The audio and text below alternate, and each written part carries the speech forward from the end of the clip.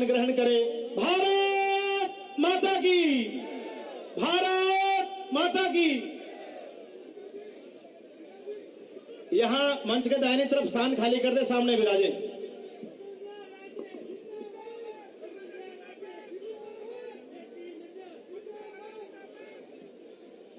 बीकानेर संभाग के बूथ अध्यक्ष संकल्प सम्मेलन में हमारे बीच में पधारे राष्ट्रीय अध्यक्ष माननीय जगत प्रकाश नड्डा जी का मैं हार्दिक स्वागत अभिनंदन करता हूं। मैं निवेदन करूंगा कार्यक्रम के प्रारंभ में दीप प्रज्वलन करके कार्यक्रम का विधिवत प्रारंभ करें। माननीय राष्ट्रीय अध्यक्ष जी, माननीय प्रदेश अध्यक्ष जी, माननीय वसुंधरा राजे जी, राष्ट्रीय उपाध्यक्ष, पूर्व मुख्यमंत्री जी, माननीय अरुण सिंह जी, माननीय गजेंद्र सिंह जी, माननीय अर्जुन राम मेघवाल जी, राजेंद्र राठौड़ जी और कैलाश चौधरी जी, आप दीप प्रज्वलन करके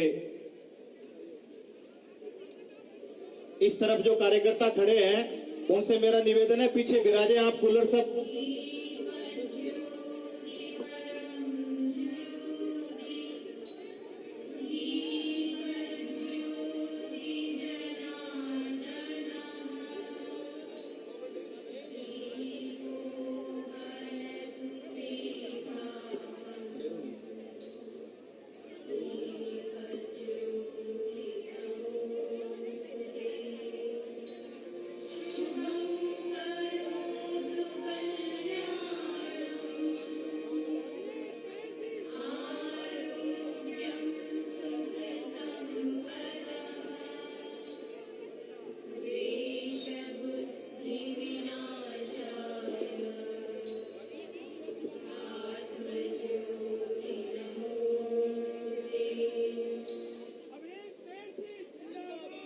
भारतीय जनता पार्टी, भारतीय जनता पार्टी।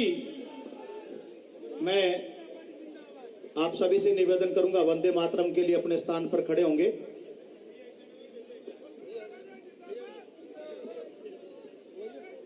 हिरेन जी।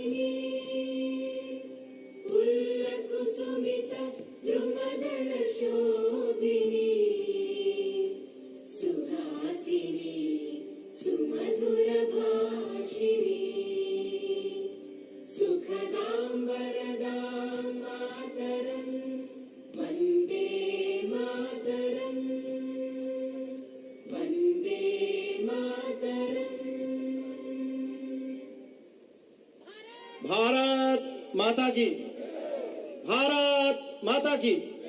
Bharatiya Janata party, Bharatiya Janata party.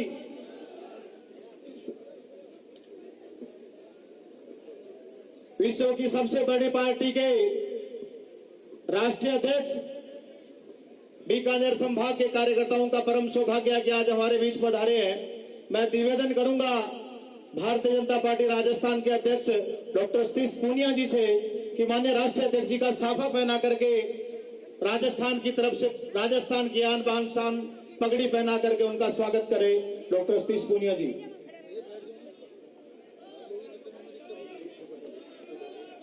मैं निवेदन करूंगा ये आगे कार्यकर्ता खड़े बैठ जाएं आप। राजस्थान की पूर्व मुख्यमंत्री हम सबकी आदरणीय राष्ट्रीय उपाध्यक्ष आदरणीय वसुंधरा राजे जी से कि माननीय राष्ट्रीय अध्यक्ष जी का दुपट्टा पहना करके आप स्वागत करेंगे।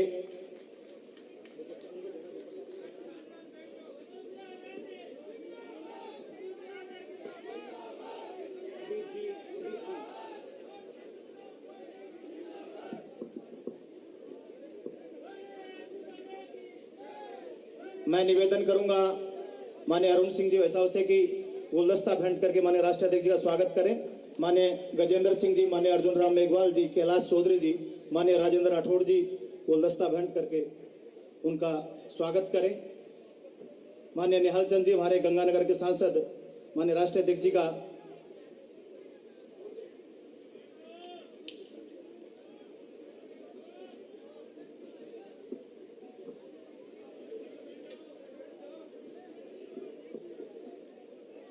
मैं निवेदन करूंगा इस संभाग के पांचों जिलाध्यक्ष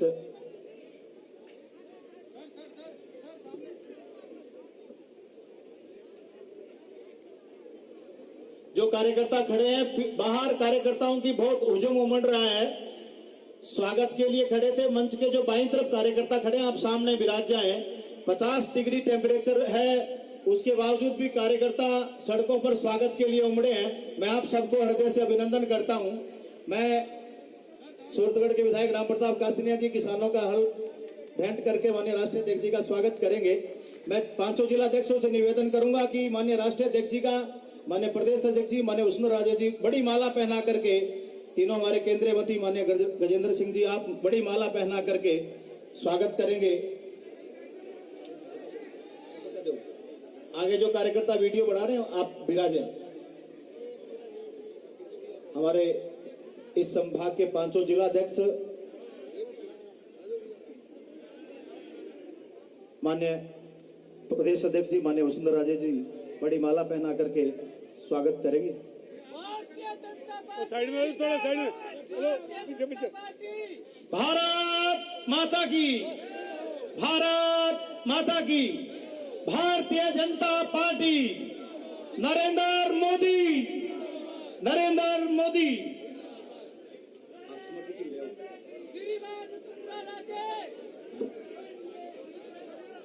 इस संभाग के प्रतीक के रूप में पांचों जिलों से विशेष प्रकार के स्मृति चिन्ह माननीय राष्ट्रीय अध्यक्ष जी को पांचों जिलों के जिलाध्यक्ष प्रदान करें। गंगानगर हनुमानगढ़ के जिलाध्यक्ष इस जिले की जलदायिनी जीवनदायिनी गंग केनाल के उद्गम स्थल का स्मृति चिन्ह भेंट कर रहे हैं।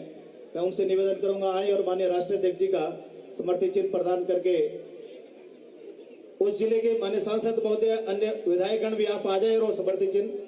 मैं बीकानेर शहर और देहात के जिलाध्यक्ष ताराचंद जी, अखिलेश प्रताप सिंह जी से निवेदन करूंगा कि इस क्षेत्र की दशा और दिशा बदलने वाले माननीय महाराजा गंगा सिंह जी का स्मृति चिन्ह भेंट करके बीकानेर देहात के कार्यकर्ता स्वागत करेंगे।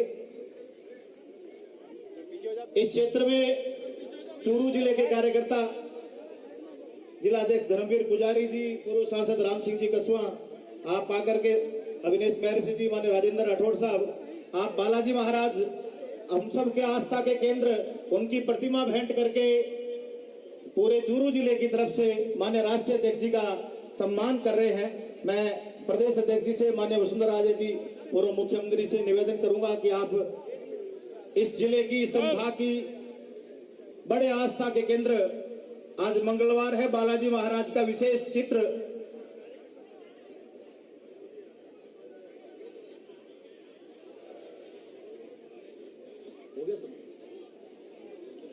चूरू जिले के कार्यकर्ता जिलाध्यक्ष धर्मवीर पुजारी जी, उपनेता प्रतिपक्ष राजेंद्र राठौड़ जी, राम सिंह जी कसवा, अविनेश महर्षि जी, इस क्षेत्र की आस्था के बड़े केंद्र सालासर बालाजी महाराज का चित्र भेंट कर जोरदार तालियों से स्वागत करें।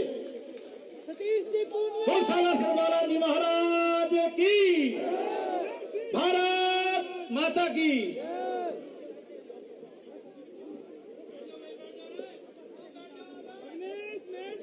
इस सूरों की, इन वीरों की धरती पर मैं माननीय राष्ट्रीय अध्यक्ष जी का एक बार पुनः स्वागत अभिनंदन करता हूं।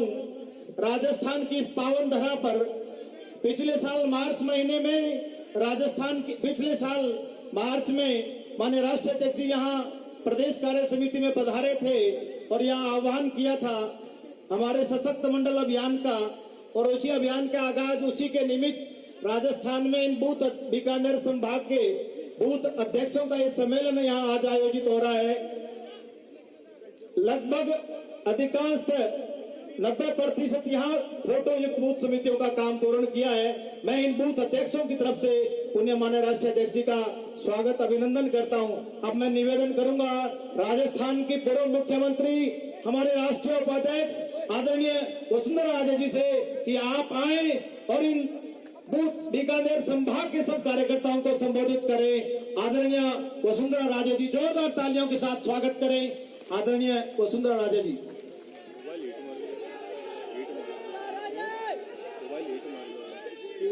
हीट मार लग रही है। चलो जरा कितो हो रहे आ जाओ आप आ जाओ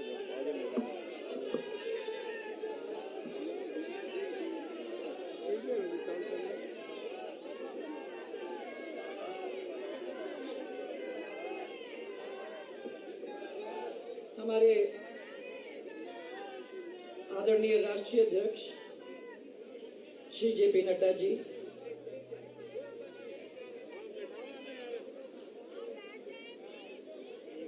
राजस्थान के प्रदेश प्रभारी श्री अरुण सिंह जी, प्रदेश अध्यक्ष श्री सतीश पूनिया जी, सह प्रभारी डॉक्टर भारती बहन जी, केंद्रीय मंत्री श्री अर्जुन जी मेघवाल, श्री गजेंद्र सिंह जी, श्री कैलाश चौधरी जी, उपनेता प्रतिपक्ष श्री राजेंद्र जी, संगठन महामंत्री श्री चंद्रशेखर जी, इस क्षेत्र के लाडले सांसद श्री निहाल जी, उपस्थित सभी सांसद, सभी विधायक, सभी जिलाध्यक्ष, सभी जनप्रतिनिधि और सबसे बड़े हमारे परिवार के सभी कार्यकर्ता, बंधु और बहनें, उपस्थित संभाग के जो विधायक हैं, सूरतगढ़ के राम प्रताप जी, अनूपगढ़ से संतोष जी, राय सिंह नगर से बलबीर जी, संगरिया से गुरदीप जी, पीलीबंगा से धर्मेंद्र जी, नोखा से बिहारी जी, रतनगढ़ से अभिनेश जी, मैंने आपके सब पोस्टर्स बहुत अच्छी तरह से प्यार से आपने सजा के रखे हैं, उसके लिए धन्यवाद। बीकानेर पूर्व से मालूम नहीं सिद्धि जी आई हैं कि नहीं, परंतु सिद्धि कुमारी जी, आज जिसके नेतृत्व में भारतीय जनता पार्टी तेजी से आगे बढ़ते जा रही है, ऐसे श्री हमारे राष्ट्रीय अध्यक्ष श्री जेपी नड्डा जी का हमारे इस बहुत बड़े विशाल कार्यकर्ता सम्मेलन के अंदर मैं स्वागत करती हूं हम सबकी ओर से। नड्डा जी, सबसे पहले मैं प्रदेशवासियों की ओर से अभी आपने जो 4 प्रदेशों के अंदर चमत्कार दिखाया है, उसके अंदर यूपी, उत्तराखंड, मणिपुर और गोवा, आप लोगों के प्रभावशाली नेतृत्व की वजह से भारतीय जनता पार्टी को बहुत बड़ी सफलता मिली है। उसके लिए मैं हम सब की ओर से आपको बहुत सारी बधाई देना चाहूंगी। साथ ही हम सब की ओर से आपको अग्रिम शुभकामनाएं। आगे अभी चुनाव फिर से आने वाले हैं, गुजरात के और हिमाचल के, उसके बाद कर्नाटक के, और उसके बाद राजस्थान, मध्य प्रदेश और छत्तीसगढ़ के, जहां भी मुझे विश्वास है कि एक ऐतिहासिक बहुमत हम सबको, हमारी पार्टी को और हमारे इस नेतृत्व को, इनके अंदर सरकार भी बनेगी और बहुत बड़ी सफलता हम लोगों को मिलेगी। यही मुझे और मेरे सब साथियों का यहाँ विश्वास है। अध्यक्ष जी, आपको याद होगा कि एक समय था 1984 के अंदर, जब हमारे सिर्फ 2 सांसद थे। आज बड़े गर्व का विषय है कि आप सबके नेतृत्व में उसी भारतीय जनता पार्टी के देश के अंदर 300 से ज्यादा तो सांसद हैं, और जो विधायक हैं हमारे, सबसे ज्यादा विधायक पूरे देश के अंदर हमारे हैं, 1443 विधायक। हम उंगली के ऊपर गिन सकते हैं। इतनी बड़ी सफलता कहां से कहां भारतीय जनता पार्टी आई है। मैं आपको, प्रधानमंत्री जी को, गृह मंत्री जी को, सबको बधाई देना चाहती हूं, क्योंकि ये आपका कुशल नेतृत्व था। मोदी जी का जो विकास का विजन था और गृह मंत्री जी की जो सोच थी, ये उसी का परिणाम हम लोगों को आज देखने को मिल रहा है। जो भारतीय जनता पार्टी कहती है वो करके दिखाती है। वो चीज एक प्रमाण के रूप में आपके सामने साबित हो गई है, क्योंकि जो कश्मीर का अनुच्छेद 370 जिसके बारे में कितने दिनों से बातचीत होती रही है वो, और साथ में भगवान श्री राम का विशाल मंदिर जिसके बारे में कितने सालों से अपन सुनते आ रहे हैं, वो प्रमाण है आपके सामने कि जो हमने बात कही उस बात को हमने करके दिखाई। पंडित दीनदयाल जी, डॉक्टर श्यामा प्रसाद जी, हमारे अटल बिहारी वाजपेयी जी, लाल कृष्ण जी आडवाणी जी, और उसके साथ साथ राजमाता साहब और भैरव सिंह जी शेखावत, इन्होंने सबने मिलके भारतीय जनता पार्टी का दीपक जलाने का काम किया था बहुत साल पहले। आप लोगों को सबको मालूम है कि उन्होंने कितनी मेहनत वहां की थी। आज उसी को आगे बढ़ाया है हमारे आदरणीय प्रधानमंत्री जी ने, आपने, गृह मंत्री जी ने, और पूरी दुनिया के अंदर तो भारतीय जनता पार्टी का जो कीर्ति और इसका प्रकाश जो है वो आराम से सब दूर फैल गया है। और सबसे बड़ी पार्टी आज विश्व के अंदर अगर कोई है तो वो है भारतीय जनता पार्टी। सब सो मत जाओ भाइयों, सब थोड़ा सा हाँ, इसीलिए मैंने पूछा आपसे, नहीं तो मैं कह ही देती। और आज जो मोदी जी की दोनों सरकारें हैं, देश में माना जाता है कि वो जनता की हितैषी सरकारें हैं और थी। चाहे वो जनधन योजना हो, चाहे वो उज्ज्वला योजना हो, चाहे वो प्रधानमंत्री आवास योजना हो, और चाहे वो सौभाग्य योजना हो, इन सब के द्वारा देश के अंदर उसकी हुलिया, देश का हुलिया ही बदल गया है। और अंतरराष्ट्रीय स्तर पर भारत की पहचान जोरदार तरीके से बनी है, वो आप लोगों को सबको अच्छी तरह से मालूम है। परंतु अब आप देखिए, एक तरफ तो केंद्र में हमारी सरकार सबका साथ, चलो बोलो मेरे साथ, सबका साथ, सबका विकास, सबका विश्वास, और ये आप लोगों के लिए है सबका प्रयास, ये तो एक तरफ चल रहा है। और दूसरी तरफ राजस्थान की सरकार, कांग्रेस की सरकार, खुद का साथ और खुद का विकास, एक तरफ वो, एक तरफ ये, और वो खुली तरह से आप लोगों के सामने, सबके सामने ये फॉर्मूला जो कांग्रेस सरकार का है वो अच्छी तरह से आपके सामने आ गया। बहुत सारे कीर्तिमान आपके सामने स्थापित किया है अशोक गहलोत जी ने। भ्रष्टाचार में सबसे उच्च स्तर पे पहुंचने का काम इस प्रदेश ने किया है। बेरोजगारी में नंबर 1, महिला अत्याचार में वाह रे वाह, और दंगों के अंदर भी अब नंबर 1 करने की कोशिश करे जा रहे हैं। अत्याचार के अंदर आपके देखिए, अत्याचार ही अत्याचार, दंगों के अंदर जो आपने देखा है कोई रोक नहीं, दुष्कर्म, लूट, ये सब आप लोगों के सामने रोज के रोज देखने को मिल रहे हैं। प्रदेश की जनता तो असुरक्षित है, परंतु सरकार की गद्दी सुरक्षित है। बस उसी से इनका मतलब है, उनको आगे उससे बढ़ना ही नहीं है। जब तक हम सुरक्षित, तब तक जनता जाए भाड़। बिजली की समस्या आप लोगों के सबके सामने आई है, क्योंकि मेरे पास लगातार फोन आते रहते हैं। हाहाकार मचा हुआ है, सब लोग कह रहे हैं कि इस गर्मी के अंदर तो हम लोगों को घरेलू बिजली तो मिलती नहीं है, वो भूल जाओ, परंतु किसानों की बिजली जो हमारे लिए इतनी जरूरी है, वो बिजली भी हम लोगों को नहीं मिलती। आपको याद होगा हम लोगों की सरकार के समय आप लोगों को घरेलू बिजली तो 24 घंटे मिलती थी, 24 घंटे मिलती थी। और किसानों की बिजली के अंदर भी हम लोगों ने जो काम आप लोगों को करके दिया, मैं समझती हूँ कि ये किसी भी सरकार ने अभी तक करके नहीं दिया है। जनता त्रस्त और सरकार मस्त, मुझे कहने की जरूरत ही नहीं हुई। जनता त्रस्त, सरकार मस्त, उनको इसका देखने की जरूरत ही नहीं है। प्रदेश की जनता को और इनकी खुद की गिरती हुई साख को देखते हुए इन लोगों ने अब सबका ध्यान बांटने का काम शुरू कर दिया। अब आप लोगों का ध्यान कैसे बांटा जाए, आपको किस तरीके से लुभाया जाए, तो इन लोगों ने तय कर लिया है कि भैया तुष्टीकरण की नीति को हम लोगों को राजस्थान के अंदर फैलाना है कि उसका नुकसान, उसका फायदा तो हमको मिले, और नुकसान अगर प्रदेश को गया तो इससे कोई मतलब नहीं। यही नहीं, अशोक गहलोत ने जो हम लोगों ने ऐसे स्कीम बनाए थे जो जनता को संबल देते थे, ऐसी कई योजनाओं को तो या तो बंद कर दिया है या उसका नाम बदलने का काम कर दिया है। आपको याद होगा कि स्टेट हाईवेज के ऊपर निजी वाहनों के लिए हम लोगों ने ये तय कर दिया था कि भैया टोल फ्री होगा, किसी को उसकी चिंता करने की जरूरत नहीं है, और आप लोगों ने टोल फ्री अपनी गाड़ियां वहां चलाई। परंतु जैसे ही ये सरकार वापस आई, फिर से टोल लग गया। इसी तरीके से गांव के अंदर जो शहर के अंदर सुविधा होती है, उसी तरीके का हम उपलब्ध कराने की कोशिश में हम लोगों ने ये कोशिश की कि जो राशन की दुकानें थी, उन राशन की दुकानों को हम लोग एक अन्नपूर्णा भंडार के रूप में विकसित कर दें, ताकि एक जैसा डिपार्टमेंटल स्टोर होता है, वो डिपार्टमेंटल स्टोर जैसा गांव के अंदर मिल जाएगा, तो वहां गांव के लोगों को दूर जाने की जरूरत नहीं होगी।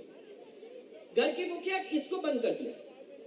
घर की मुखिया को ध्यान में रखते हुए भामाशाह नारी सशक्तिकरण योजना, हमारी बहनें जब बैठी हुई है, आपको सबको याद है, कार्ड मिलता नहीं था, हमने कार्ड महिला के नाम पर बनाया, जो घर की मुखिया माना हमने। जो सरकार की योजना का पैसा था, उसी ने उनके बैंक अकाउंट में डालने का काम किया, और हमने पूरे परिवारों को ये कह दिया कि भैया ये आपकी मुखिया है, और ये मुखिया आपके पैसे निकाल के आप तक पहुंचाने का काम करेगी। किसी और को कार्ड की जरूरत है तो वो कार्ड वो ला सकता है। ये भी बंद कर दिया गया है। मुख्यमंत्री जल स्वावलंबन योजना, आप सबको मालूम है कि इस जल स्वावलंबन योजना के अंतर्गत हम लोगों ने 3 साल के अंदर जो आप लोगों के हैंडपंप सूख गए थे, उनके अंदर पानी लाने का काम किया। जो आपके कुएं खत्म हो गए थे, ऐसे कई कुएं 3 साल के अंदर ऐसी स्थिति में आ गए जिनमें पानी फिर से वापस आ गया। लोग बाहर के, सरकारें बाहर की इस योजना को देखने के लिए आए, वो लेके अपने अपने प्रदेशों के अंदर, अपने अपने देशों के अंदर उसको ले गए, परंतु हमारी सरकार ने उसको बंद करने का काम कर दिया। गांव में कीचड़ होता था, आपको याद है, आप लोग सबने कहा, ये महिलाओं ने मुझे कहा कि भाई इसके बारे में अपने को कुछ करना है। कितनी खुशी की बात है कि गौरव पथ को हम लोगों ने चालू कर दिया, और हर पंचायत हेडक्वार्टर के ऊपर उसको पहुंचाने का काम किया। भाइयों, मैं ये बता रही हूँ आपको, ये सही है कि नहीं है, ये बताओ आप मुझे। सही है ना? पर वो अन्नपूर्णा योजना, जिसको हमने आप लोगों के अलग अलग जगह के ऊपर लगाने का काम किया, जो गरीब आदमी है उसको भोजन मिल जाएगा, वो आज बंद है। उसका नाम बदल दिया गया है, और नाम बदल के क्या नाम दिया है? बस सब कुछ इंदिरा गांधी, संजय गांधी, राजीव गांधी वहीं बचता है। उसी के आजू बाजू कहीं कहीं याद रह गई तो नेहरू, उनका भी आ जाता है। भामाशाह स्वास्थ्य बीमा योजना, याद है आप लोगों को, हमने वो कार्ड आप लोगों को दिया था, जिस कार्ड के ऊपर आप जाके अपने इंश्योरेंस को ध्यान में रखते हुए आप अपने 3 लाख तक ऑपरेशन फ्री करवा सकते थे। आज उस योजना का नाम बदल करके क्या नाम दिया है? याद रखना, वो स्कीम भारतीय जनता पार्टी की थी, इनकी नहीं है, और फिर इनके हाथ में वैसे भी ठीक नहीं चल रही। मैं आप लोग सबको याद दिलाना चाहूंगी कि आपके एरिया में क्या हुआ है। क्या होता है कि लोग की याददाश्त लंबी नहीं चलती, लोग भूल जाते हैं। इसलिए मैं सब बूथ कार्यकर्ता को ये कहना चाहती हूँ कि बहुत जरूरी है कि अपन बार बार जनता को इन चीजों के बारे में याद दिलाते रहें, ताकि जब चुनाव का समय आएगा और हम मैदान में उतरेंगे तो कोई काठ हमारे हाथ के अंदर है, कोई अस्त्र, कोई शस्त्र हमारे हाथ के अंदर है। जिस अस्त्र और शस्त्र के साथ हम जो अच्छे दिल्ली के काम हुए हैं और यहाँ के जो अच्छे काम हुए हैं, उनको अस्त्र के रूप में जंग के मैदान में जब उतरेंगे तो हम उसको अच्छी तरह से इस्तेमाल करके उनका काठ बन के खड़ा हो जाएंगे, ताकि भारतीय जनता पार्टी की बात छोटे से छोटे कार्यकर्ता तो फिर तक पहुंच जाए। आपको याद दिलाऊंगी मैं, हनुमानगढ़ के अंदर क्या क्या काम आपके नहर के हुए कि नहीं हुए, वो मेरे को याद दिला दें। कितने बड़े काम, गंगानगर और वो दोनों का कह रही हूँ। इस क्षेत्र की बात करें तो आप देखिए कि 2300 करोड़ रुपए की नहरी तंत्र को सुदृढ़ करने का काम, उसकी स्वीकृति नहीं दी, काम भी शुरू हो गया, परंतु इनने बंद करने का काम किया। पंजाब के अंदर हरिके बराज को ठीक करने के लिए सरकार, हमारी सरकार ने 64 करोड़ रुपए दिए, और आज आपको मालूम होगा कि आजादी के 70 साल बाद 2008 में हमारी सरकार ने हरिके बराज के पहली दफा 70 साल के बाद हरिके बराज के गेटों को ठीक करने का काम किया, और जो दुरुस्त करवाने के बाद पानी जाता था पाकिस्तान के अंदर, उसको रोकने का काम हमारी सरकार ने किया। याद है कि नहीं? याद है आप लोगों को? याद करा रही हूं। इसी तरीके से अगर हमने हरिके के बराज को दिया तो इसी तरीके से जायका के अंदर हमने 2300 करोड़, न्यू डेवलपमेंट बैंक में 3200 करोड़ रुपए, भादरा में सरन फीडर को ठीक करने के लिए 1976 करोड़ रुपए। ये कोई छोटे मोटे नहीं है पैसे, ये जोरदार पैसे थे। और इस इलाके के अंदर हमने इसलिए चला के ये पैसे दिए क्योंकि आप लोग ने हमको इतना प्यार दिया, हमारा साथ भी इतना दिया, पार्टी को मजबूत करने का काम किया, इसलिए आपको कैसे भूल सकता था कोई। और फिर प्रेम, ये पूरा परिवार अपना ही था, कैसे रोक सकते थे। ये पैसा आपका था, इसलिए जरूरी था कि ये पैसा आप तक पहुंचाने का काम हम करें। हनुमानगढ़ के लोग यहाँ बैठे होंगे तो उनको भी मैं कह रही हूँ कि सेम याद है, कितना रोना रोते थे कि ये सेम की वजह से हमारे पूरे के पूरे खेत खत्म हो गए हैं। आज वो सेम की समस्या आपकी दूर कराने का काम ही नहीं किया, आज उन खेतों के अंदर फसल लहरा रही है। याद रखो, ये भारतीय जनता पार्टी की सरकार ने आपको दिया।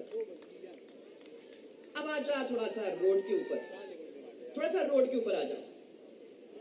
आज भी याद है मुझे 17 अगस्त 2016 रक्षाबंधन का दिन था और गडकरी जी और हम लोग आप लोगों के बीच में आए थे।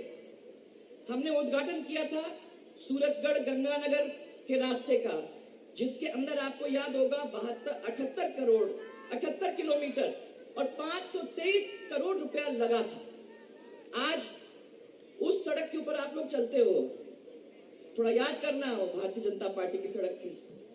इस तरीके से रक्षाबंधन के दिन ही हम लोगों ने 78 किलोमीटर, 72 किलोमीटर और 300 करोड़ की रोड आपके सूरतगढ़ से अनूपगढ़, है ना कोई यहाँ अनूपगढ़ वाले साहब, आपको याद होगा कि स्वराज संकल्प यात्रा के अंदर हम लोग उस सड़क से निकले, रो रो के, चिल्ला चिल्ला के आप लोगों ने मेरे को गड्ढे दिखाने का काम किया और गड्ढे दिखा दिखा के आपने याद दिलाया कि इसका कुछ करना है। सरकार आते ही आपके पैसों को मंजूर करके और अपने समय के अंदर 5 साल के अंदर ही हमने उसको सीसी रोड बना के आपको तैयार करके देने का काम किया कि नहीं किया? किया। आपको याद होगा 300 करोड़ रुपया आपको दिया था इसमें। फिर हम लोगों ने, वो राखी का दिन था तो हमने गडकरी जी से यही बात कही कि बहन खड़ी है, आपने 2 काम हमारे लिए कर लिए, अब खाली हाथ तो हमको छोड़कर नहीं जा सकते, कुछ तो आपको हमें देना पड़ेगा। तो उन्होंने दिया, उन्होंने हम लोगों को बहुत बड़ा काम दिया। ये 1500 किलोमीटर का रास्ता जो बॉर्डर एरिया डेवलपमेंट का था, आपको याद होगा, उस बॉर्डर एरिया डेवलपमेंट के रोड को अपने हाथ में लेते हुए उन्होंने बहुत लंबी, और विश्व में सबसे लंबी रोड है ये 1500 किलोमीटर वाली, और ये 1500 किलोमीटर की रोड को उन्होंने काम हाथ में अपना लिया और उन्होंने उसको पूरा करने का काम चालू कर दिया। मैं आपको लोगों को सबको ये कहना चाहती हूँ कि ये 7 मंडी थी आपकी, सूरतगढ़, जैतसर, विजयनगर, रामसिंहपुरा, अनूपगढ़, घड़साना, रायसिंह नगर, क्या हालत थी। रोते थे कि हमारा सामान इधर से उधर नहीं जा सकता, इतने हालत खराब है रोड्स की। आज वो रोड बन गया है तो उसका फायदा आप लोग सबको मिल रहा है कि नहीं? सब लोग समृद्धि, सब लोगों की खुशहाली उस रोड की वजह से आई है।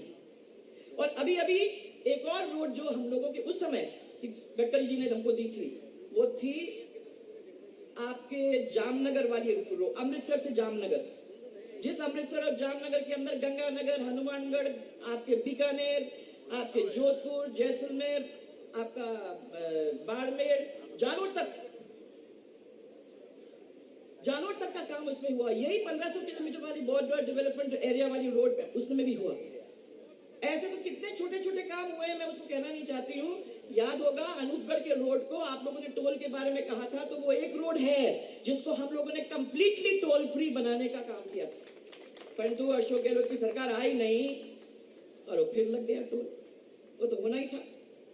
अब आपको मैं, याद होगा डिग्गी, याद होगा गौरव पथ, मैं कह रही हूं कि गौरव पथ तो करीबन 210 तो आपके हनुमानगढ़ में, 298 आपके गंगानगर के अंदर, बहुत कम रह गए थे जो पंचायत जुड़े नहीं थे। हर पंचायत के ऊपर 12वीं का स्कूल आप लोगों को करके दिया था कि नहीं दिया था? आज इस सरकार ने क्या किया है, याद करो सब लोग। मैं आप लोगों को यही कहना चाहती हूं ये समय अब हम लोगों को ध्यान देने की जरूरत है। आपको खालों को, आपके खाले थे, आपने कहा था इन खालों को आप कवर करवा दोगे तो हमारा पानी हमको सही तरीके से मिलेगा। खालों को कवर करवाना, डिग्गी का काम करवाना, जो आपके काम थे उसके लिए पैसे जब जहां आपने कहा, हम लोगों ने कभी आपको ये नहीं कहा कि हमारे पास पैसे नहीं है। आज इतने सारे कार्यकर्ता हम लोगों के सामने बैठे हुए हैं, बूथ के कार्यकर्ता हैं, इन योजनाओं के बारे में आपको बताना पड़ेगा। इसी पे हमारी लड़ाई होगी। हमारे जो बड़े काम आ रहे हैं वो तो है ही है, परंतु जब जनता आपसे पूछेगी कि आपने यहाँ छोटे काम क्या किए, तो जनता को ये याद दिलाने की जरूरत होगी कि आज जो कांग्रेस कर रही है उससे 100 गुना काम हमने करके आपको दिया। इसलिए उन काम के ऊपर हम खड़े होके यहाँ आप लोगों के बीच में खड़े। तो मैं सब कार्यकर्ताओं को हाथ जोड़कर यही कहना चाहती हूँ, चाहे वो बूथ अध्यक्ष है, चाहे वो पन्ना प्रमुख है, चाहे वो शक्ति केंद्र का है, सब लोगों को मिलकर ये ध्यान रखना है कि पार्टी है, पार्टी एक परिवार है, और जब हम मतदाता के बीच में जाते हैं तो वो मतदाता भी हमारा परिवार है। उसको हम क्या सीख दे सकते हैं, उसका विकास का काम हम क्या करके उसको दे सकते हैं, उसकी बात को कहां तक पहुंचा सकते हैं, ऊपर की बात उन तक कैसे पहुंचा सकते हैं, ये सब चीजों के ऊपर आप लोगों को ध्यान देने की जरूरत है। अब चुनाव आ गए भाई साहब, इसलिए आप लोग सबको और सतर्क होना पड़ेगा। बड़ी लिस्ट लेके, बड़ी सूची लेके राहुल गांधी, कांग्रेस वाले, अशोक गहलोत आप लोगों के पास आएंगे। 10 दिन के कर्जा माफ करने की याद दिला देना उनको। ये भी याद दिला देना कि आपने कहा था कि जहां हम लोगों को काम मिलता है उस काम के पास हम ऐसे ऐसे प्रोसेसिंग यूनिट लगा देंगे जिसका फायदा आप लोगों को मिलेगा। कोई प्रोसेसिंग यूनिट नहीं, कोई कर्जा माफ नहीं, कोई भी जो दूसरे छोटे मोटे वायदे किए थे उनको पूरा नहीं किया। कल अध्यक्ष जी आप एक बहुत बड़ा काम करने जा रहे हैं, भारतीय जनता पार्टी के कार्यालयों का उद्घाटन होगा। मैं आपको खाली ये आपके सामने सबको इनको भी याद दिलाना चाहूंगी कि जब हमारी सरकार थी, राजस्थान की सरकार थी, तब सबसे पहले इन कार्यालयों को बनाने के लिए, क्योंकि कोई भी पॉलिटिकल पार्टी जमीन खरीद नहीं सकती थी, उनको खरीदना अगर पड़ता था तो किन्हीं संस्थाओं के द्वारा हम लोगों ने विधानसभा के अंदर भूमि अधिग्रहण अधिनियम पास करवाया, और उसके द्वारा जो भी रजिस्टर्ड नेशनल पार्टी है उनको ये कह दिया कि आप लोगों को जमीन मिल जाएगी, आप लोग अपना काम। और हमने इसलिए दिया क्योंकि हमें मालूम था कि कोई और पार्टी नहीं है जो कार्यालय बनाना चाहेगी, खाली बीजेपी ही है जो आगे चल के कार्यालय बनाना चाहेगी। मुझे बड़ी खुशी है कि 33 जिलों के 27 हम लोग जमीन ले सके, वो भी 6 महीने के अंदर। और आज बड़ी खुशी है ये देख करके कि कल इतना बड़ा कार्यालय का उद्घाटन होगा, ऐसे और 6 कार्यालय का भी उद्घाटन होगा या उनकी शुरुआत होगी, और ऐसे कार्यालय पूरे राजस्थान के अंदर फैलेंगे जिसमें हमारी पार्टी की मजबूती और होगी। आज मैं फिर से आप लोग सबकी ओर से हमारे राष्ट्रीय अध्यक्ष जी का यहाँ एक किस्म से स्वागत करती हूँ, और मैं ये विश्वास यही करती हूँ कि आपने अपना इतना बहुमूल्य समय हमारे लिए निकाला है, ये व्यर्थ नहीं जाएगा। आपकी बात को सुनने के लिए सब लोग यहाँ आए हैं, और मुझे ये विश्वास है कि इन सब चीजों को लेके वो वापस घर जाएंगे और अपने बूथों के अंदर इसको फैलाने का काम करेंगे। मैं कार्यकर्ताओं को सबको जिन्होंने इस गर्मी के अंदर चल के यहाँ आए हैं, उनको सबको साधुवाद देती हूँ, धन्यवाद देती हूँ कि आप लोग यहाँ आए और आपको राष्ट्रीय अध्यक्ष जी का यहाँ आशीर्वाद मिलेगा। सब लोग बहुत बहुत धन्यवाद। आप लोगों के दर्शन बहुत दिनों बाद करने का मुझे बड़ी खुशी हुई, और मुझे विश्वास है कि ये प्रेम जो हम लोग सबके बीच में इतने सालों से रहा है वो चलता रहेगा। यही प्रेम है जिसने इस भारतीय जनता पार्टी को इतना मजबूत किया है। इस पार्टी को फिर मजबूत करते अपन रहेंगे। बहुत सारा आपको प्यार और बहुत बहुत आपको धन्यवाद।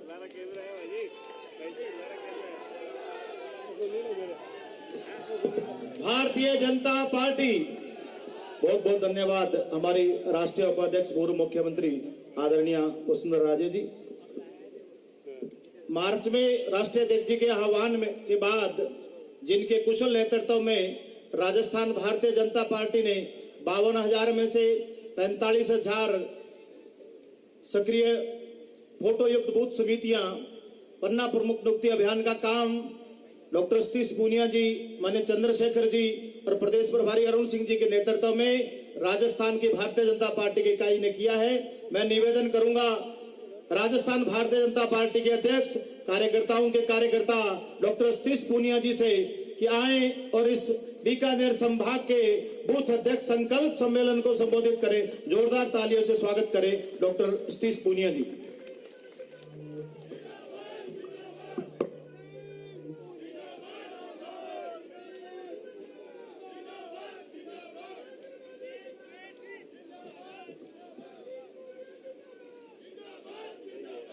बोलो भारत माता की।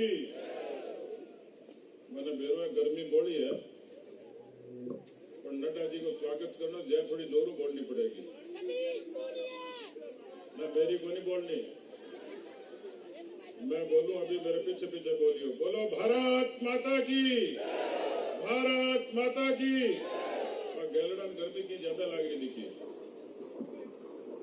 भारतीय जनता पार्टी जिंदाबाद, बीजेपी जिंदाबाद, श्री नरेंद्र मोदी जिंदाबाद, श्री जेपी नड्डा जिंदाबाद, श्री अमित शाह जिंदाबाद, सारे नेता जिंदाबाद, सारे कार्यकर्ता जिंदाबाद, गंगानगर जिंदाबाद, बीकानेर जिंदाबाद, हनुमानगढ़ जिंदाबाद, चूरू जिला जिंदाबाद, राजस्थान जिंदाबाद, हिंदुस्तान जिंदाबाद। सगळे बहनार भाइयों ने मेरी राम राम।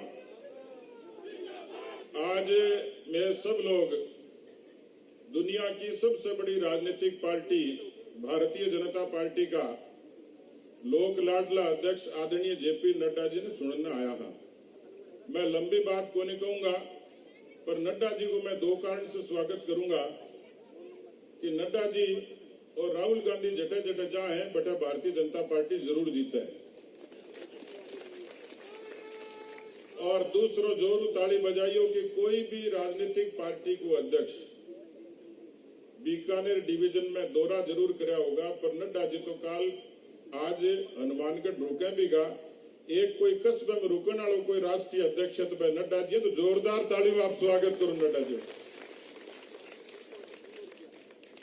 मंच पर हमारा बीच में विराजमान आदरणीय वसुंधरा जी, केंद्र का मंत्री आदरणीय गजेंद्र सिंह जी, आदरणीय अर्जुन मेघवाल जी और हमारा सबका प्रभारी आदरणीय अरुण सिंह जी, आदरणीय चंद्रशेखर जी, आदरणीय राठौड़ साहब, आदरणीय भारती बहन जी और मंच पर उपस्थित सांसदगण, विधायकगण, जिला का अध्यक्षगण, पार्टी का सभी प्रदेश का पदाधिकारीगण और पूरे उपस्थित सभी पार्टी का संभाग का बूथ का कार्यकर्ता, आप लोगों ने आज नड्डा जी को मार्गदर्शन मिलेगा, लेकिन मैं सबसे पहले नड्डा जी को यह बात के लिए स्वागत करूंगा। और जितनी बड़ी संख्या में लोग बैठे हैं, वह 36 कौम का किसान सरदार लोग विराजा हैं।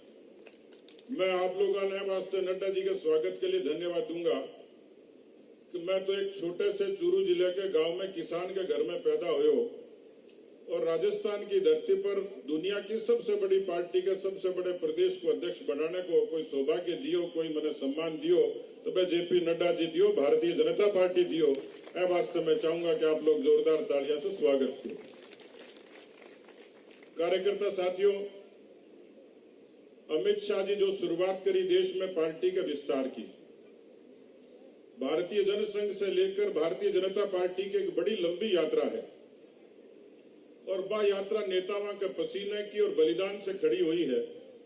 राजस्थान में भी स्वर्गीय भैरव सिंह शेखावत जी से लेके ललित किशोर चतुर्वेदी जी तक, भंवरलाल शर्मा जी तक, जेपी माथुर साहब, इतना अनगिनत लोग हैं। भंवरलाल शर्मा जी से लेकर तमाम लोग, रघुवीर सिंह जी कौशल, मदन लाल सैनी जी, ऐसे सब लोग पार्टी ने आपके पसीने से खड़ी करी है। और आज जो विराट रूप है, 3 से 303 तक लोकसभा में पहुंचना सपने जिसे लागतो, लेकिन अब मैं श्रद्धा से याद करूंगा क्योंकि पूरे किसान भाई बैठे हैं। मैंने सुबह पत्रकारों पूछो कि बीजेपी किसानों के लिए क्या करो, तो इतना सारा लोग बैठे मेरी बात ने स्वीकार करेगा कि देश में किसानों के लिए पहली बार कोई क्रांतिकारी परिवर्तन आयो तो हिंदुस्तान के करोड़ा किसानों ने किसान क्रेडिट देने को काम कोई करो तो भारतीय जनता पार्टी और अटल बिहारी वाजपेयी जी करो। आप लोगों ने फसलों की बीमा योजना की सौगात दी तो वाजपेयी जी दी, आप लोगों ने ग्राम सड़कों की सौगात दी तो वाजपेयी जी दी, और मैं सब सौभाग्यशाली हाँ कि नड्डा जी और मोदी जी के नेतृत्व में राजस्थान में 70,000 किलोमीटर प्रधानमंत्री ग्राम सड़क योजना गांव की सड़कें बीजेपी के राज में बनी। किसान भाइयों, समय बदलो रे सूरतगढ़ की धरती है जब खुद प्रधानमंत्री जी उड़ा के और स्वास्थ्य सोइल हेल्थ कार्ड बनायो। आप प्रधानमंत्री की विजन देखो, वांगो दृष्टिकोण देखो, किसानों की उन्नति के लिए वह खेती उन्नत करें, वह के लिए जमीन की स्वास्थ्य किसी है वह कार्ड भी आप लोगों ने सूरतगढ़ की धरती से शुरुआत करी। और मैंने अब बात को गौरव है कि आज दुनिया की सबसे बड़ी किसानों के हक की कोई स्कीम है, नड्डा जी पूरा उल्लेख करेगा, लेकिन किसानों के लिए प्रधानमंत्री किसान सम्मान निधि योजना है।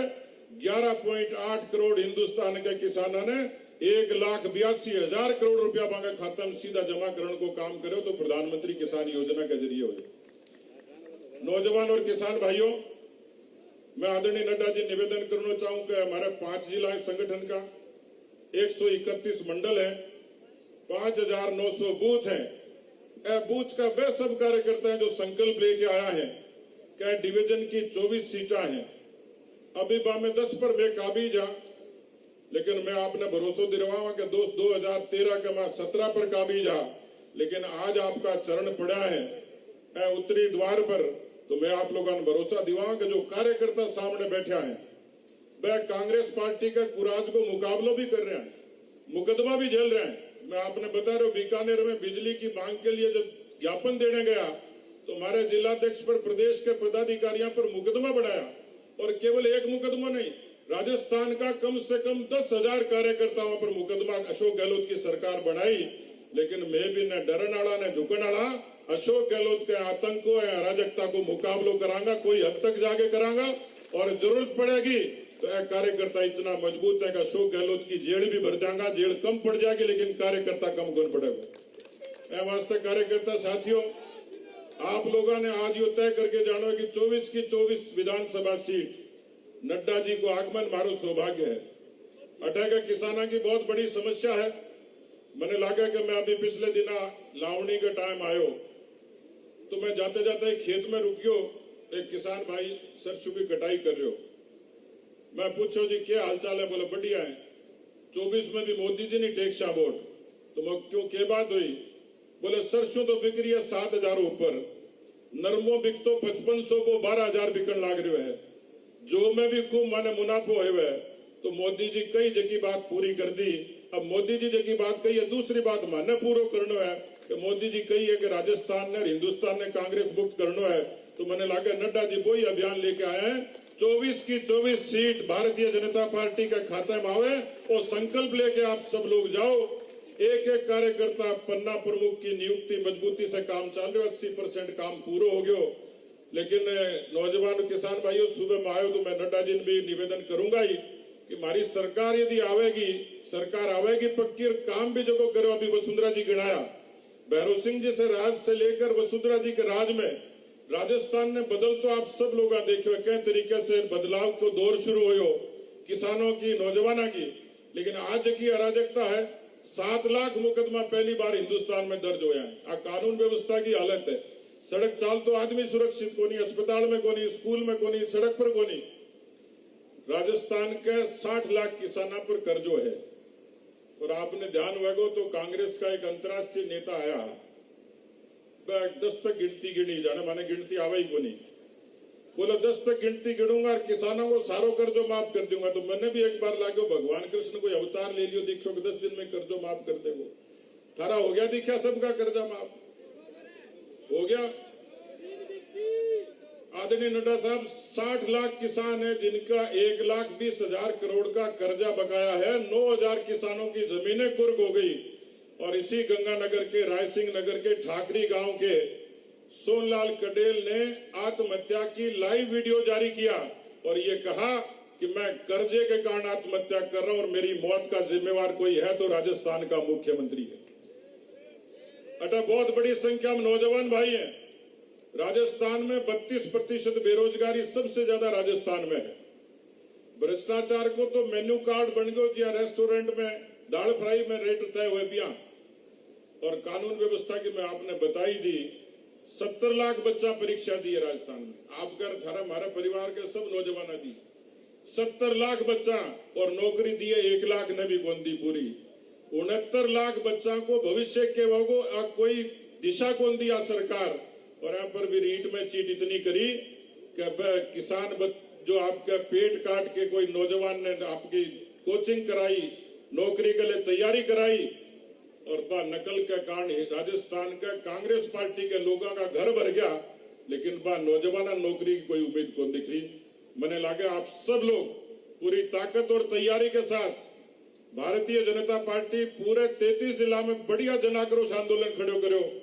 अभी अलवर में बड़ी हुंकार रैली हुई और युवा मोर्चा रीट के खिलाफ बड़ो जबरदस्त आंदोलन करो।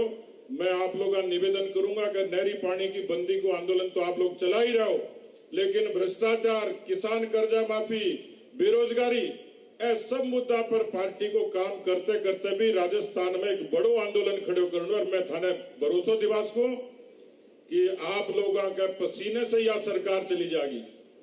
आप लोग जो तैयारी करोगा, जो ताकत और हिम्मत के साथ खड़ा होगा। नड्डा जी आप लोगों की तारीफ करी।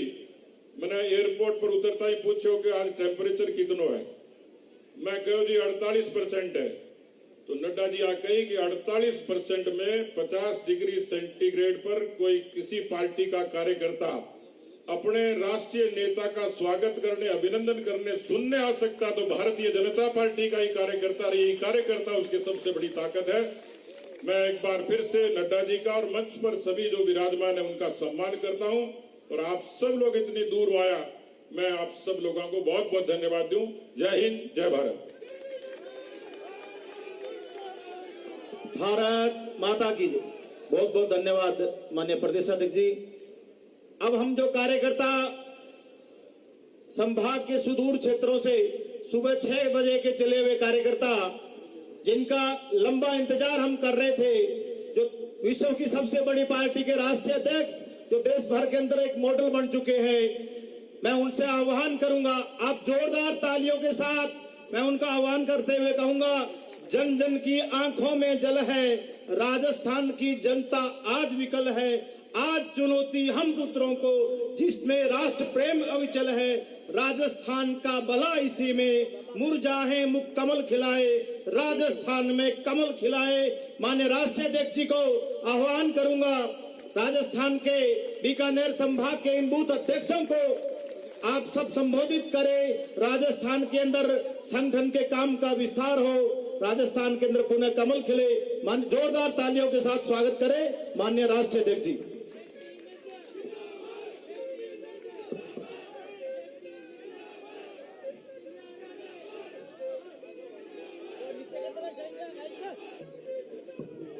अरे भाई थोड़ा साइड में करते भैया, वो आ रहा है सर फेस पे तो नहीं आ रहा, फेस पे नहीं आ रहा। Thank you sir, thank you.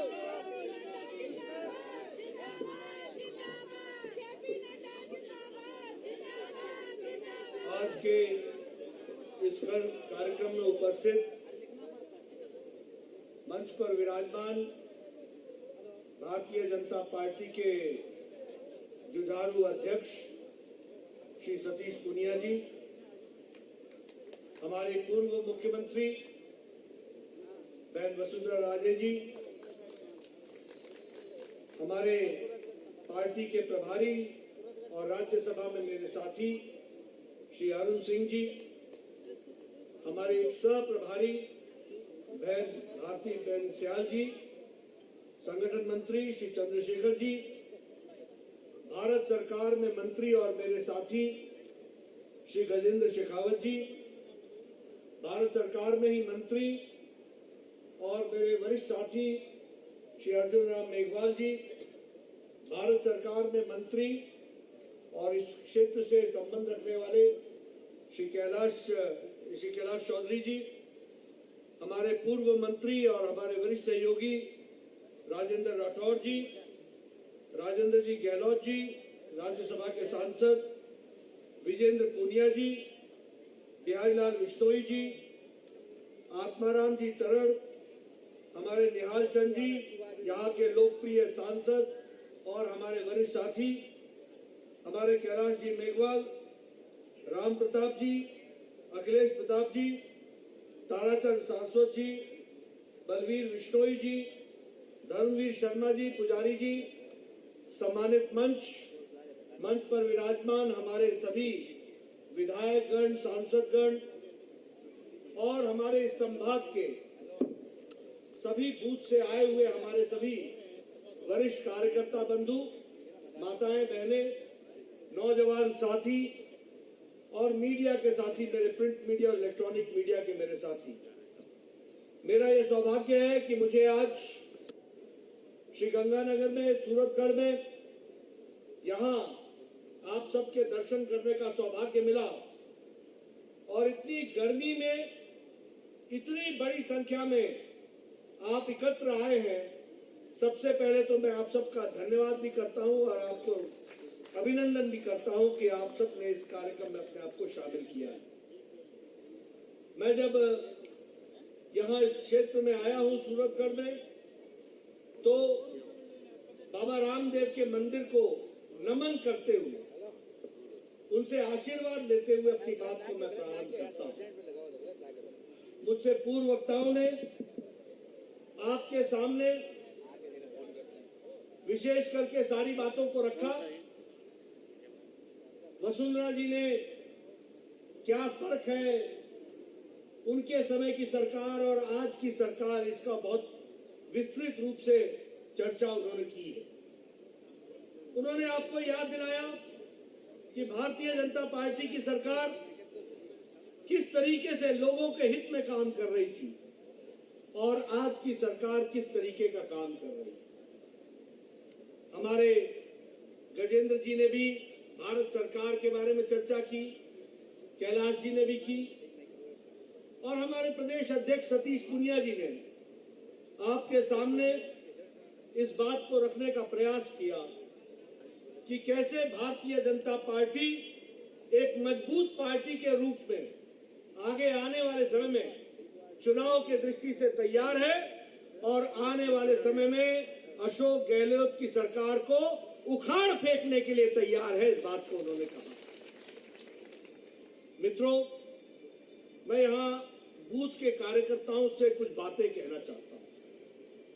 सबसे पहली बात तो समझ लो कि बूथ ही वो रचना है जहां से सत्ता का उद्गम स्थान है। ताकत कहां से आती है? अगर हम ये कहें कि वो सत्ता का गर्भ है तो वह भी अतिशयोक्ति नहीं होगी, लेकिन हम उसको उद्गम स्थान तो कह ही सकते हैं। जो भी ताकत हमको मिलती है वो बूथ से मिलती है। इसलिए हम लोगों का नारा भी रहा, हमारा बूथ सबसे मजबूत। हमको अपने बूथ को मजबूत करना है और वो संस्कार देने हैं जिस संस्कार के माध्यम से पार्टी को हम मजबूती प्रदान करें। और मुझे बताया गया कि 52,000 के 62 बूथ हैं और यहाँ इस संभाग में, बीकानेर संभाग में 5,925 बूथ हैं। मेरा आप सबसे पहला और विनम्र निवेदन है कि ये 5,925 बूथ में कोई भी कमी नहीं आनी चाहिए, पूरी ताकत से उसको मजबूती प्रदान करनी चाहिए। और इसके लिए हमारा बूथ सबसे मजबूत, इस बात को तो हम आगे बढ़ाएं, लेकिन जो बूथ अध्यक्ष है वो उत्प्रेरक है, वो कैटलिस्ट का काम करता है, वो ताकत प्रदान करता है, वो कुल का रक्षक है। 1,000 वोटों के रक्षा करने वाला वो बूथ अध्यक्ष होता है, उसकी समिति होती है। इसलिए यहां बैठे सभी बूथ अध्यक्षों से मेरा फिर से विनम्र निवेदन है कि जमीन मजबूत रहेगी तो कोई भी आएगा उसको हम हराने में भी सफल होंगे और पार्टी की विचारधारा को यशस्वी करने में भी सफल होंगे। इस कारण से हमको उसको मजबूत करना है। मित्रों, अभी आपने जब वसुंधरा जी को सुना, सतीश पूनिया जी को सुना, आपने देखा होगा कि इन दोनों लोगों ने अपना रिपोर्ट कार्ड आपके सामने रखा। हमने क्या किया है, हमारी सरकार ने क्या किया है, हम क्या करना चाहते हैं। मित्रों, आपने कभी कांग्रेस के जमाने में किसी नेता को सुना है कि उसने रिपोर्ट कार्ड रखा हो? सुना है क्या? कभी सुना? मेरे इलाके में क्या होता था, पहाड़ी इलाका है, जब चुनाव आता था तो पहाड़ में चुनाव से पहले लोग चूना लगा देते थे जंगल में, और जंगल में चूना लगा के बोलते थे कि यहां से जाएगी सड़क, यहां से जाएगी सड़क। और जब चुनाव हो जाता था, चुनाव जीत जाते थे, तो बारिश आती थी, चूना बह जाता था और उनके वायदे भी बह जाते थे। और जब अगला चुनाव आता था तो फिर से चूना लगना शुरू हो जाता था। सही मायने में वो भारत की जनता को चूना लगाते थे। 70 साल यही काम किया, कोई रिपोर्ट कार्ड नहीं रखी। मैं ठीक बोल रहा हूं कि गलत बोल रहा हूं? जब चुनाव आता था तो बोलते थे पानी आएगा, पानी आएगा। और विश्वास दिलाने के लिए ये जो इरिगेशन डिपार्टमेंट है या आईपीएच डिपार्टमेंट है या वाटर ड्रिंकिंग डिपार्टमेंट है, ये रातों रात ट्रक से पाइपें जमीन पर फेंकवा देते थे। फेंकवाते थे कि नहीं फेंकवाते थे? और फिर बोलते थे, मेरे यहां तो यही करते थे, ये पाइपें आ गई हैं, अब बस पानी लग जाए, आएगा आएगा आएगा। चुनाव खत्म होता था, रातों रात पाइपें उठाई जाती थी और चला जाता था। और एमएलए साहब बोलते थे, मैं तो लगाना चाहता था लेकिन जनता जमीन ही नहीं दे रही है, पाइप हवा में तो लगेगी नहीं, इसलिए मैं नहीं लगा पाया। ये हमारे लोग हैं जो छाती ठोक करके हर चुनाव में अपने आप को जवाबदेह के रूप में आते हैं और जवाब देते हैं और जनता को अपना रिपोर्ट कार्ड रखते हैं। यह मोदी जी ने भारत की राजनीति की संस्कृति बदल दी है, कल्चर बदल दिया है। अब हमारे विरोधियों को भी आना पड़ता है तो विकास की बातें करनी पड़ती है। पहले क्या करते थे? जातिवाद, संप्रदायवाद, इलाकावाद, ऊपर नीचे का भेदभाव, जाति का भेदभाव, परिवार का भेदभाव, ये सारे भेदभाव में डिवाइड एंड रूल करके वो चुनाव जीते थे। आज मजबूरन उनको भी विकास की कहानी कहनी पड़ती। अभी आपने देखा होगा, अखिलेश वैसे बोलते हैं, चुनाव में बोलते रहे कि मुझे उनका आशीर्वाद है, मुझे उनका आशीर्वाद है, एक पर्टिकुलर संप्रदाय का आशीर्वाद है, एक जाति का आशीर्वाद है। लेकिन मजबूरन उनको भी विकास की बात उत्तर प्रदेश में कहनी पड़ी। ये अलग बात है कि उनकी बात लोगों ने नकार दिया और मोदी जी और योगी की बात को आगे लेकर के चल पड़े, इसको भी हमको ध्यान में रखना। लेकिन मित्रों, हमारी पार्टी जवाबदेह है, रिस्पॉन्सिबल है, रिस्पॉन्सिव है, चीजों को सही ढंग से उठाने का प्रयास करती है। और फिर मैं कहने के लिए नहीं कह रहा हूं, मैं एक दो उदाहरण आपके सामने देना चाहूंगा कि कैसे ये रिस्पॉन्सिबल सरकार है और कैसे ये रिस्पॉन्सिव सरकार है। मित्रों, आप लोगों को, बहुत कम लोगों को मालूम होगा कि इस देश में कांग्रेस के रेजिम में बीमारी की दवाई आने में 10 से 20 से 30 साल लग गए। आपको जानकर आश्चर्य होगा कि चिकन पॉक्स की दवाई भारत में 20 साल बाद पहुंची थी। आपको जानकर के आश्चर्य होगा कि बीसीजी की वैक्सीन भारत में 27 साल बाद आई थी। आपको जानकर आश्चर्य होगा कि टेटनस की दवा 38 साल भारत में बाद आई थी। और ये जो जापानी बुखार है, इसकी दवा को आने में 100 साल लग गए थे। जापान में 1906 में दवाई बन गई थी और भारत में ये 2006 में आई। यानी अच्छा, पोलियो की दवा भारत में 28 साल बाद आई। आज पोलियो मुक्त हो गया भारत, लेकिन भारत में जब सारे दुनिया में ये पोलियो ड्रॉप्स पहुंच गया तो 28 साल बाद भारत में पहुंचा था। ये भारत की तस्वीर थी। लेकिन आपने मोदी जी की सरकार बनाई। 2020 की जनवरी में कोरोना आया। 2020 के अप्रैल में टास्क फोर्स बैठा और 9 महीने के अंदर मोदी जी ने एक नहीं 2 वैक्सीन बना करके देश को दी। ये मैं इसलिए बोल रहा हूं कि ये जवाबदेह सरकार है, ये रिस्पॉन्सिबल सरकार है। कभी सोचा था कि भारत वैक्सीन बनाएगा और एक नहीं 2 वैक्सीन बनाएगा? आप विदेशियों की तस्वीर टेलीविजन में आज भी देखिए, लोग मास्क पहन के घूम रहे हैं। अमेरिका, यूरोप अभी भी कोरोना से लड़ रहा है और हमारा देश आप देखिए, सभी लोग नजदीक नजदीक बैठे हैं और किसी के भी चेहरे पर मास्क नहीं है। ये मोदी जी ने 190 करोड़ टीका लगा करके आपको सुरक्षा कवच दिया है, स्वास्थ्य कवच दिया है। ये बदलती भारत की तस्वीर है, इसको याद रखना चाहिए। मैं ठीक बोल रहा हूं कि नहीं बोल रहा हूं? आपको 190 करोड़ डोज लगे हैं कि नहीं लगे हैं? 2 डोज लगे हैं कि नहीं लगे हैं? बूस्टर लगा है कि नहीं लगा है? सुरक्षा कवच दिया है कि नहीं दिया है? सब कुछ मुफ्त में दिया है कि नहीं दिया है? ये है बदलता भारत, ये है बदलता भारत। और आपको जानकर आश्चर्य होगा, भारत मांगने वाला देश था। दे दो, दे दो, अल्लाह के नाम पर दे दो, जो भी हो दे दो। था कि नहीं था? जब कोई हमारा प्रधानमंत्री बाहर जाता था तो यहाँ पत्रकार बोलते थे, किस देश से क्या लाइएगा, कौन सा एड लेंगे आप, कौन सी चीज देंगे? आज मोदी जी जाते हैं तो दुनिया को देने जाते हैं, लेने नहीं जाते। ये बात हमको समझनी।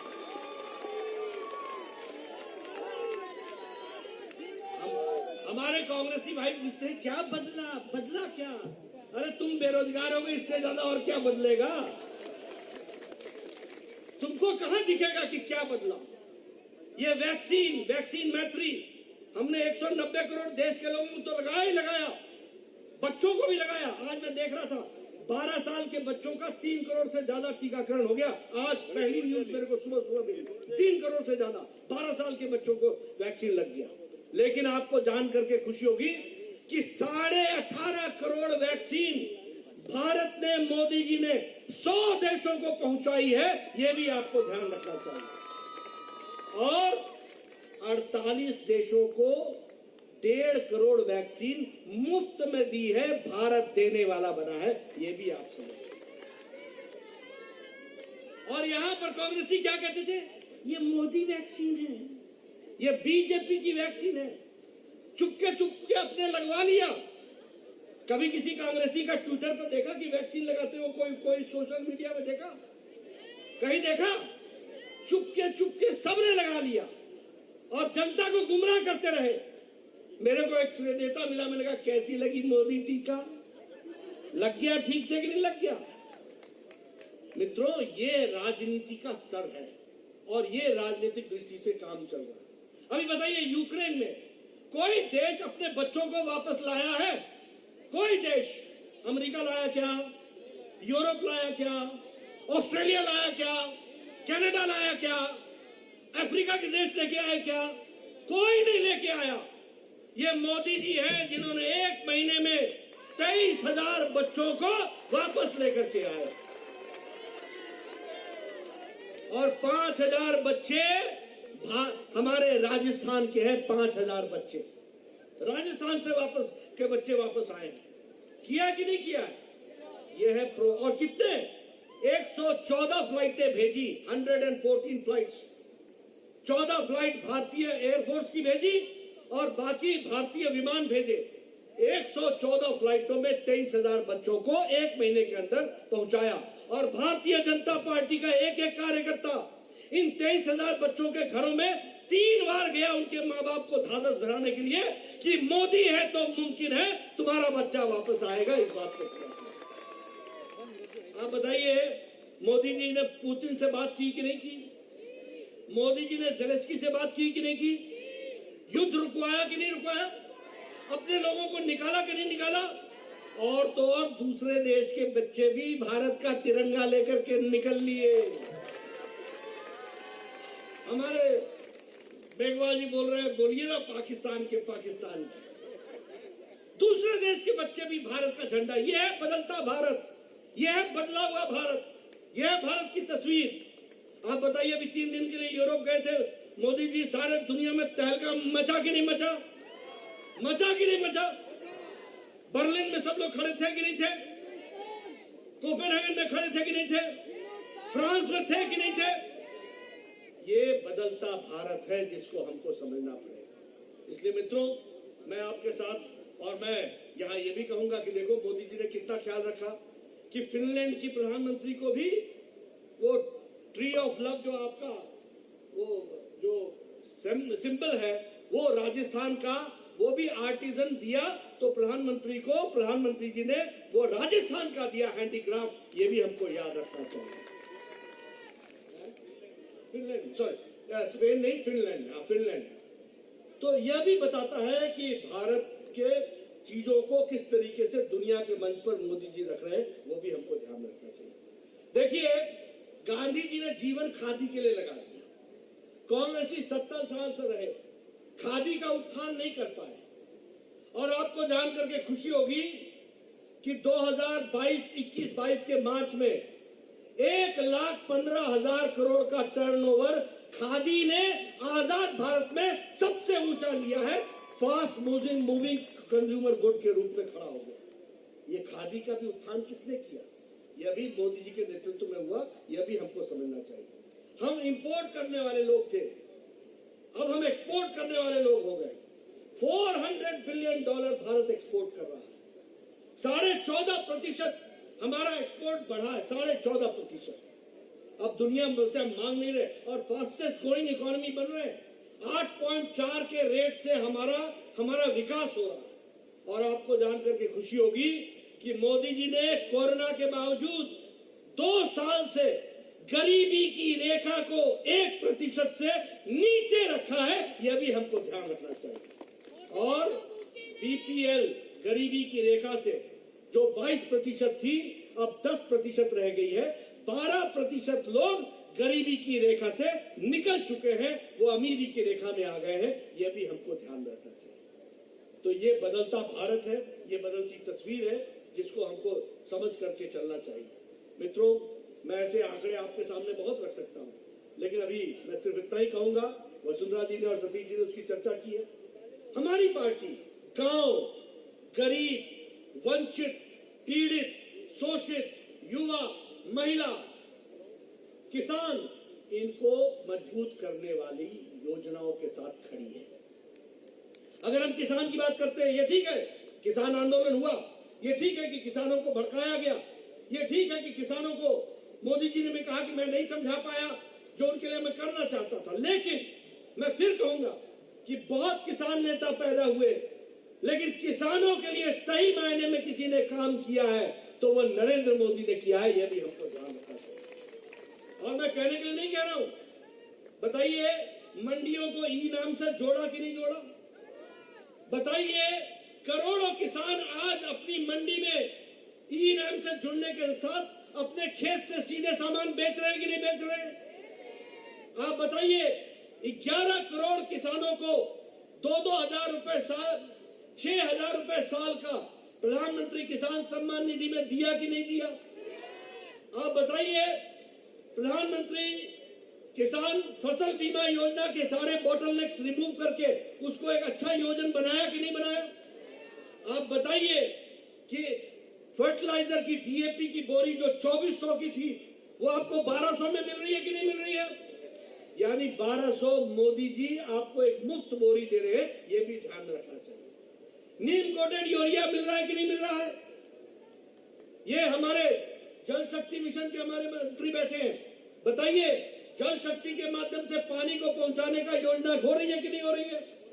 घर घर पानी पहुंचाया जा रहा है कि नहीं पहुंचाया जा रहा है? खेतों में ईच ड्रॉप मोर क्रॉप को आगे बढ़ाया जा रहा है कि नहीं बढ़ाया जा रहा है? इसलिए किसानों के लिए भी अगर किसी ने काम किया है तो वो भारतीय जनता पार्टी की सरकारों ने किया। अंत्योदय, आयुष्मान भारत, ये भामाशाह जो योजना थी वसुंधरा राजे जी की, उसका नाम बदला कि नहीं बदला? बदला कि नहीं बदला? कुछ और बदला क्या? ये साइन बोर्ड बदलते हैं और कुछ नहीं बदलते हैं। आपने इनको लेटर और स्पिरिट में बदल डालना, अगली बार इसकी आप चिंता करें। ठीक बात। तो मैं ये आपको बताना चाहता हूं कि चाहे वो कोई भी योजना हो, अब ये उज्ज्वला योजना, गैस का कनेक्शन मिला कि नहीं मिला? इससे महिलाओं का सशक्तिकरण हुआ कि नहीं हुआ? मेरे यहाँ कई बार लोग चर्चा में कह देते हैं शौचालय बन गए जी 11 करोड़ 11 करोड़। अरे 11 करोड़ शौचालय नहीं बने। 11 करोड़, आप सोचो, बहनें हमारी वो खेतों में जाया करती थी। 11 करोड़ संख्या, और उनके अगर 2-2 बच्चे भी हुए तो आप समझिए 22 करोड़, यानी 22 करोड़ लोगों को 70 साल के जीवन में इज्जत से जीने का अधिकार नहीं था। उनको इज्जत देने का काम किया तो नरेंद्र मोदी की सरकार ने किया। ये हमको ध्यान रखना है। ये छोटी घटना नहीं है। हमारे डॉक्टर राम मनोहर लोहिया ने पार्लियामेंट में 1966 में कहा, मुझे शर्म आती है जब मैं जीप से जाता हूं तो बहनों के झुंड अपने दैनिक नित्य कर्म के लिए खेतों की तरफ जाते हुए देखता हूं तो मुझे शर्म आती है। उन्होंने 1966 में कहा था, और 2014 में मोदी जी ने यह सपना पूरा किया। आज कोई भी घर, कोई भी खेतों में नहीं जाता है दैनिक क्रिया के लिए, उसको शौचालय है, और इसीलिए शौचालय का नाम इज्जत घर दिया गया। ये भी हमको ध्यान रखना है। आप महिलाओं से पूछिए ना, आप लोगों के घर में भी तो लकड़ी का चूल्हा जलता होगा। आपको तो याद होगा कि कैसे फूक फूक करके बहनें चूल्हा जलाती थी। और स्वास्थ्य मंत्री के रूप में मैं बता रहा हूं, एक दिन में 200 सिगरेट के बराबर का धुआं वो अपने फेफड़ों में ले लेती थी। यह परिस्थिति थी। आजकल टक से लाइटर जलाओ, 5 मिनट में चाय पिलाओ और पतिदेव को बोलो चलते बढ़ो, अब आगे काम पर जाओ। ये फर्क आ गया।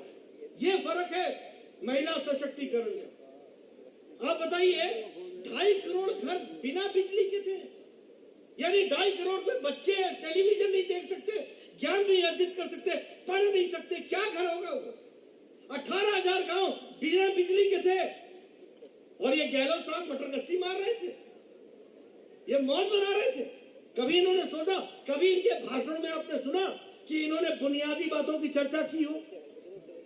ये चर्चा करेंगे तो दंगों की चर्चा करेंगे, ये चर्चा करेंगे तो जाति की चर्चा करेंगे, ये चर्चा करेंगे तो संप्रदायों की चर्चा करेंगे, ये चर्चा करेंगे तो समाज को बांटने की चर्चा करेंगे, और हम चर्चा करेंगे तो सबका साथ, सबका विकास, सबका विश्वास, सबका प्रेम। इसलिए मित्रों, कई योजनाओं को लेकर के हम आगे बढ़े हैं। मैं आपके सामने ज्यादा समय न लेता हुआ एक ही बात कहूंगा कि आज अगर मैं राजस्थान की बात करूं तो अच्छा नहीं लगता, लेकिन अखबार खोलो तो कभी करौली, अखबार खोलो तो कभी जोधपुर, अखबार खोलो तो कभी जयपुर, अखबार खोलो तो कोई नया शहर उत्तर प्रदेश, राजस्थान का। और देखिए, हम एक तरफ बता रहे हैं कि हमारी सरकार रिस्पॉन्सिबल है और रिस्पॉन्सिव, और दूसरी तरफ आप देखिए, जिस दिन जोधपुर में लोग सड़कों पर थे, उस दिन गहलोत साहब अपना जन्मदिन मना रहे थे जयपुर। सच्चाई है कि नहीं है? सच्ची बात है कि नहीं है? तो जब रोम जल रहा था तो न्यूरो बांसुरी बजा रहा था। यह स्थिति ला करके खड़ी की। और इन लोगों ने बहुत अच्छा धंधा ढूंढा। सूरज क्यों निकला? आरएसएस से पूछो। सूरज क्यों डूबा? बीजेपी से पूछो। जो काम है वो बीजेपी से पूछो। अरे तुम क्या कर रहे हो? क्या ये अशोक गहलोत का काम नहीं था कि वो जोधपुर जाए, जो उसका गृह जिला है, वहां लोगों में, संप्रदायों में झगड़ा था, तो वहां तुमको जाना चाहिए था, तुम नहीं गए। ये बताता है कि तुम्हारे को राजस्थान की जनता से कितना प्यार है। ये भी बताता है हाथी के दांत दिखाने के और हैं और खाने के और हैं। ये भी हमको समझना चाहिए। आज आप देखिए, महिलाओं के ऊपर उत्पीड़न, हमारे नेशनल जो क्राइम रिपोर्ट ब्यूरो है, उसमें के अनुसार 2019 और 2020 में नंबर 1 है country against women atrocity. Rajasthan में जो है देश में नंबर 1 पर खड़ा है विमेन अट्रॉसिटी। हमारे नेशनल क्राइम रिपोर्ट, जो ब्यूरो का रिपोर्ट है, उसके अनुसार शेड्यूल ट्राइब्स को नंबर 2 है देश में जहां शेड्यूल ट्राइब पर अत्याचार हो रहा है। अगर मैं बात करूं तो तीसरे नंबर पर राजस्थान है, दलितों के ऊपर अत्याचार में तीसरे नंबर पर खड़ा। मैं नहीं बोल रहा हूं, ये नेशनल क्राइम रिकॉर्ड बोल रहा है, जो उसका ब्यूरो है वो बोल रहा है। पहला नंबर है महिला उत्पीड़न में, दूसरा नंबर है देश में वो एसटी उत्पीड़न में, और तीसरा नंबर है देश में वो है दलितों का उत्पीड़न। यह स्थिति है। 22% जो सारे दुनिया में देश में रेप केसेस रिकॉर्ड होते हैं, उसमें से 22% राजस्थान में है। 18 रेप प्रतिदिन होते हैं। ये रिकॉर्ड में, मैं अपना रिकॉर्ड लेके नहीं आया हूं, मैं आपको ये राजस्थान का रिकॉर्ड, इनके रिकॉर्ड से बता रहा हूं। 7 लोग प्रतिदिन मारे जाते हैं, और एट्रोसिटीज दलित पर और ट्राइबल पर सबसे ज्यादा है। ये राजस्थान की तस्वीर है। क्या ऐसी तस्वीर राजस्थान की रहनी है? क्या रखनी है? क्या राजस्थान संस्कारों के लिए जाना जाता है कि नहीं जाना जाता है?